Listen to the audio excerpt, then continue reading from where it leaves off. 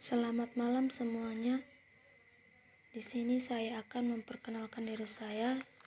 Nama saya Imtari Kresesia Saragi, NPM 201100175, kelas TIP 2003. Di sini saya akan menjelaskan sedikit tentang arsitektur dan organisasi komputer. Yang pertama yaitu jelaskan pengertian arsitektur komputer dan pembagian dari arsitektur komputer. Arsitektur komputer merupakan konsep perancangan dan juga struktur pengoperasian dari suatu sistem komputer. Pembagian dari arsitektur komputer yaitu yang pertama unit kendali atau control unit. Yang kedua itu unit aritmetika dan logika atau ALU. Yang ketiga itu memori. Yang keempat output.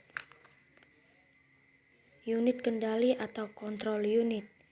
Unit ini bertugas untuk mengatur dan mengendalikan semua peralatan yang ada pada sistem komputer. Tugas dari unit ini adalah mengatur dan mengendalikan alat-alat input dan output.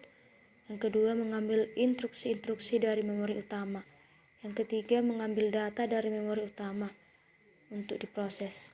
Yang keempat itu mengirim instruksi ke ALU bila ada perhitungan aritmetika serta menguasai kerja dari ALU. Terakhir itu menyimpan hasil proses ke memori utama. Unit aritmetika dan logika atau ALU. Tugas utama dari ALU adalah melakukan semua perhitungan aritmetika atau matematika yang terjadi sesuai dengan instruksi program. Yang ketiga, memori. Memori merupakan media penyimpanan data pada komputer. Jenis memori dibagi menjadi dua yaitu random access memory atau RAM dan read only memory atau ROM. Yang keempat itu output. Perangkat output adalah perangkat komputer yang digunakan untuk menampilkan atau menyampaikan informasi kepada penggunanya. Selanjutnya, jelaskan struktur komputer IAS. Komputer IAS yaitu memori utama untuk menyimpan data dan instruksi. Yang kedua, arithmetic logic atau ALU untuk mengolah data binar. Yang ketiga, control unit untuk melakukan interpretasi instruksi-instruksi di dalam memori sehingga adanya eksekusi instruksi tersebut. Yang terakhir itu INOL untuk berinteraksi dengan lingkungan luar. Soal selanjutnya itu jelaskan struktur bus PDP-8. Pada tahun yang sama, IBM mengeluarkan sistem 360 DEC meluncurkan DEC PDP-8. Komputer ini memiliki keunggulan bentuknya yang kecil sehingga sangat fleksibel, yaitu konsol controller, kedua CPU, ketiga main memory, yang keempat INOL modul, yang kelima INOL modular.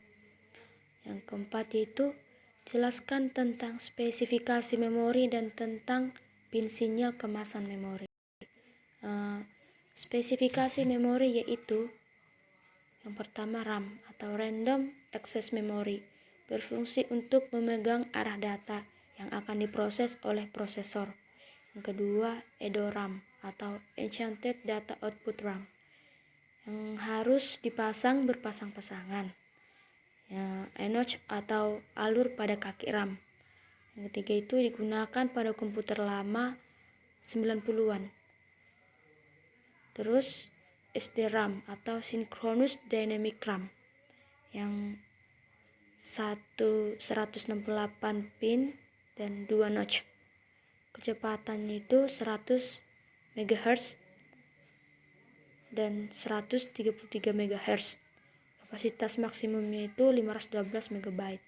Memori RAM DDR dan memori RAM DDR2. Ketiga, memori RAM DDR3. Pin sinyal kemasan terdiri dari 32 pin yang merupakan salah satu ukuran kemasan keping standar. Pin-pin tersebut mendukung saluran-saluran sinyal berikut ini. Karena mungkin terdapat lebih dari satu keping memori yang terhubung pada bus yang sama, maka pin CE digunakan untuk mengidentifikasikan valid atau tidaknya PIN ini. Yang soal terakhir yaitu jelaskan tentang organisasi change memory. Change memory adalah memori yang memiliki kecepatan sangat tinggi yang digunakan sebagai perantara RAM dan CPU.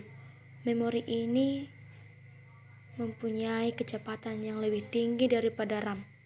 Memori ini digunakan untuk menjembatani perbedaan kecepatan CPU yang sangat tinggi dengan kecepatan RAM yang jauh lebih rendah. Sekian yang bisa saya jelaskan. Terima kasih.